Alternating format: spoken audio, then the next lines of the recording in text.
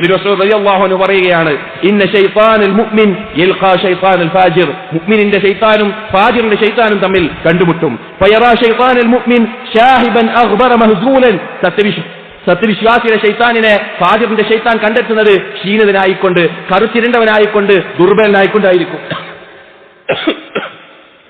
ഫയഖൂലു ലഹു ശൈത്താനുൽ കാഫിർ, അപ്പൊ കാഫിറിന്റെ ശൈത്താൻ സത്യവിശ്വാസിയുടെ ശൈത്താനോട് ചോദിക്കും, മാലക്, നിനക്കെന്തു പറ്റി? വൈഹക് ഖദ് ഹലക്ത, നിനക്ക് നാശം സംഭവിച്ചിരിക്കുന്നല്ലോ, നീ എന്താണ് ഇങ്ങനെയായിട്ടുള്ളത് എന്ന് ചോദിക്കും. അപ്പൊ ആ ശൈത്താൻ പറയും, മുഅ്മിന്റെ ശൈത്താൻ പറയും, ലാ അസ്ലു മഅഹു ഇലാ ഷൈഇൻ, എനിക്ക് ഒരു കാര്യത്തിലും ഈ സത്യവിശ്വാസിയായവനോടൊപ്പം ചേരാൻ സാധിക്കുന്നില്ല.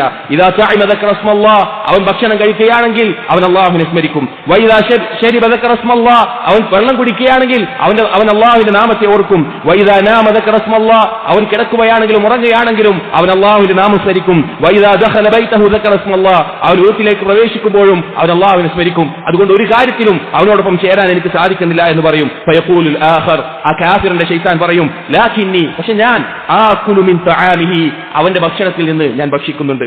വഅശ്റബു മിൻ ശറാബിഹി, അവന്റെ പാനീയങ്ങളിൽ നിന്ന് ഞാനും കുടിക്കുന്നുണ്ട്.